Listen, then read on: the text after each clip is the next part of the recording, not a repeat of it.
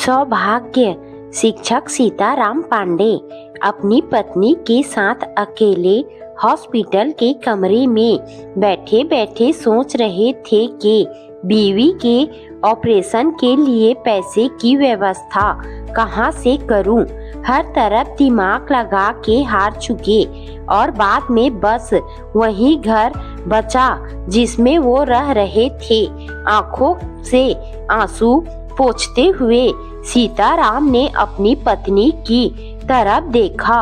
वो 2 दिन से बेहोश थी, आगे पीछे कोई नहीं। एक बेटी थी, वो भी अपनी पसंद के लड़के के साथ भागकर शादी कर ली। तब से माँ बाप की तरफ देखा नहीं। सीताराम सोच ही रहे थे कि नर्स ने आकर बताया कि बड़ी डॉक्टर आ रही हैं, जल्दी ही अपनी पत्नी ठीक हो जाएंगी, आप पैसे जमा करवा दीजिए। सीताराम जी ने थोड़ा समय मांगा और मोबाइल निकालकर बटन दबाने लगे।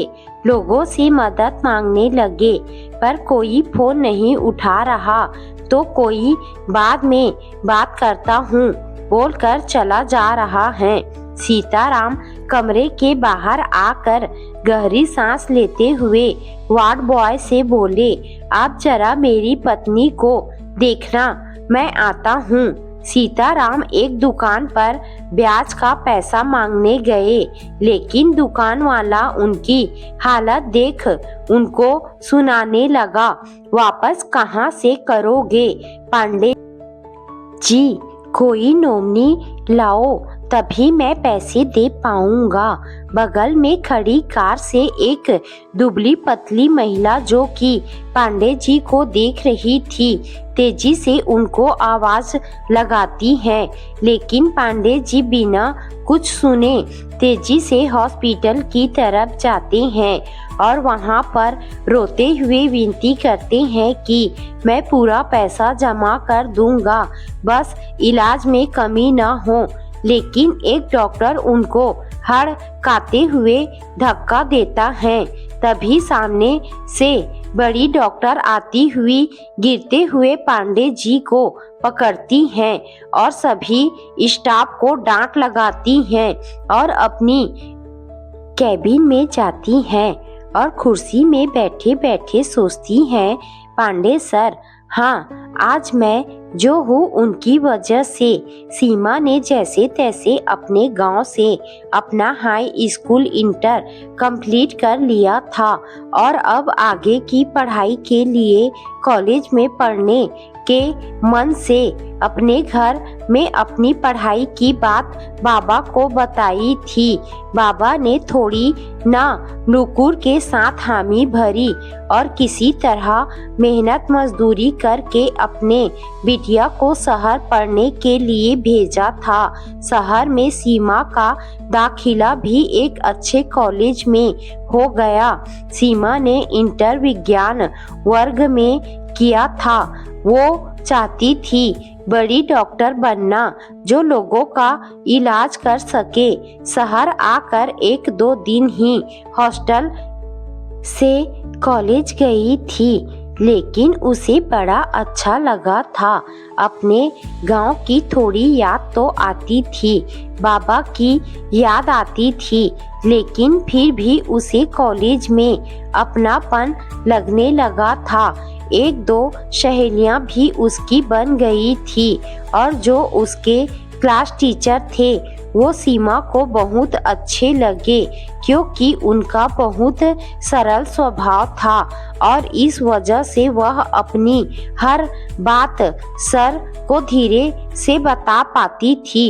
1-2 पीरियड लगने के बाद जब कभी भी सर फ्री होते तो कॉलेज की फील्ड में जाकर बैठ जाते और सीमा अपने जो भी डाउट होते वहीं क्लियर कर लेती और सर को बोलती, एक दिन मैं डॉक्टर बनूंगी। सर वो सीमा को बेटी की तरह मानते थे।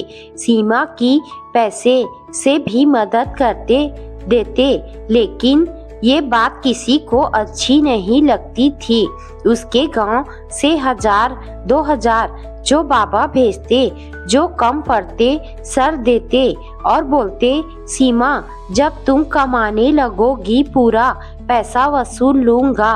1 साल बीत गया, सीमा का परफॉर्मेंस भी अच्छा रहा। एक दिन सर के घर में पूजा थी। कुछ स्टाफ के अलावा सीमा को भी आमंत्रण दिया था। सीमा भी गई। सभी स्टाफ के जाने के बाद सर ने कहा, सीमा रात हो गई है, अकेले कहाँ जाओगी? थोड़ी देर रुको, सब सामान व्यवस्थित करके मैं चलता हूँ, छोड़ देता हूँ। सर ने कहा, खाना खा लो और मिठाई वगैरह भी पैक कर लो। सीमा ने खाना खाया और सर ने भी खाना खाने के बाद सीमा को कुछ गिफ्ट देकर हॉस्टल में छोड़ा।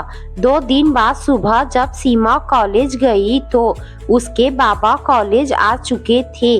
किसी ने बाबा से शिकायत कर दिया था कि सीमा रात को सर के साथ उनके घर पे थी। सीमा की बात पर नाराज होके उसको गांव ले जाना चाहते थे। ये बात सर को पता चली। उन्होंने सीमा के पिता से बात की। हाथ जोड़कर बोले, सीमा आपकी बेटी है, आप उसका भला बुरा ज्यादा जानते हैं, पर उसकी पढ़ाई मत बंद करिए, क्योंकि मैं जिम्मेदार हूँ, इसलिए तो बिल्कुल नहीं। मैं सीमा को अपनी बेटी जैसा मानता हूँ। मेरी भी बेटी है, बिल्कुल सीमा के जैसी। वो विदेश में पढ़ती हैं। जब सीमा को देखता हूँ तो बेटी की याद आती। शायद इसीलिए मैं सीमा की मदद भी करता हूँ कि उसको पढ़ाई में दिक्कत ना हो और उसका भविष्य बन जाए।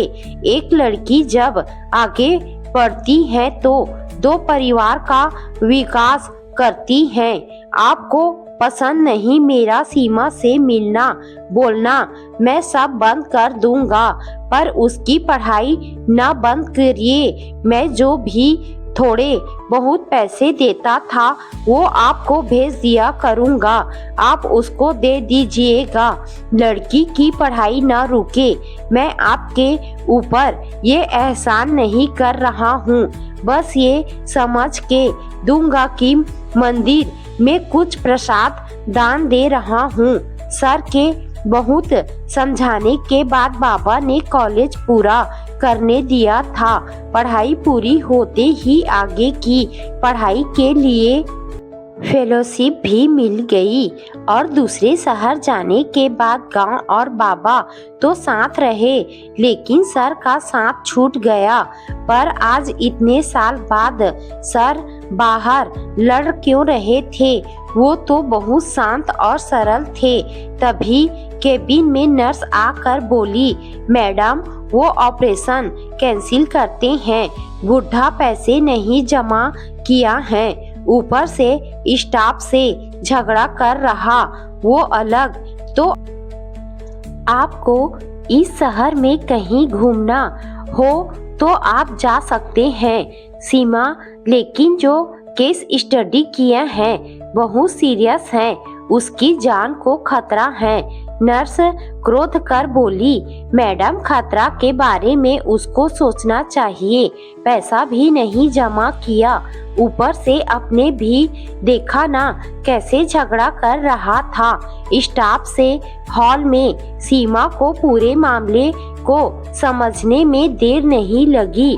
नर्स से बोली, जल्दी से मुझे मरीज के कमरे में ले चलो। सीमा जैसे ही कमरे के गेट पर पहुंची तो देखा सर पत्नी के हाथ को पकड़ के रो रहे थे और माफी मांग रहे थे। पैसे के अभाव में मैं तुम्हारा इलाज नहीं करवा पाया, आज घर बेच रहा हूँ, लेकिन कोई खरीदने को तैयार नहीं है। आज जब अपनी बेटी नहीं है हमारे साथ, जिसके लिए तुम जेवर तक बेचकर उसको पैसे भेजती थी। सीमा आंखों में आंसू भर के सर के कंधे में हाथ रखते हुए बोली, मैडम का इलाज होगा सर। सर ने देखा, दिमाग पर जोर डाला। सर मैं सीमा, याद आया कॉलेज में आप पोस्टेड थे। अरे हाँ, तुम इतनी बड़ी हो गई। खुश रहो, जीती रहो। सारा स्टाफ कमरे में आ चुका था। सबकी आंखों से आंसू रुक नहीं रहे थे। इतनी बड़ी डॉक्टर रो रही थी। सीमा, आपकी सीमा, सर डॉक्टर सीमा हो गई है। आज मैं जो भी हूँ आपकी वजह से सर। स्टाफ को डांट कर तुरंत ऑपरेशन की तैयारी करो। तेजी से सीमा सीजर करने के लिए जाती हैं। पूरे हॉस्पिटल में काम ने स्पीड पकड़ ली थी। आधा घंटे बाद सीमा सर के पास आकर बोली, मैडम एकदम ठीक हैं सर। पांडे जी ने सीमा को खुशी से गले लगाकर बोले, मैं जल्दी ही सारा पैसा चुका दूंगा। तुम्हारा ये उपकार कभी नहीं भूलूंगा। सीमा ने कहा, आज मैं जो हूँ आपकी वजह से। पैसे की बात करके मुझे पराया मत करिए। मैं आपकी बेटी जैसी हूँ ना, तो बेटी ही रहने दीजिए।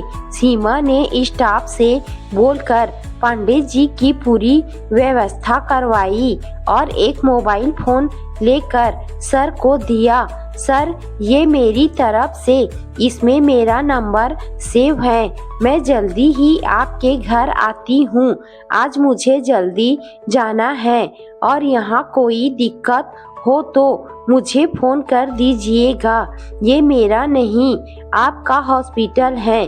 पूरा स्टाफ पांडे जी के साथ किए व्यवहार पर शर्मिंदा था। सीमा ने सर के पैर छुए और चली गई।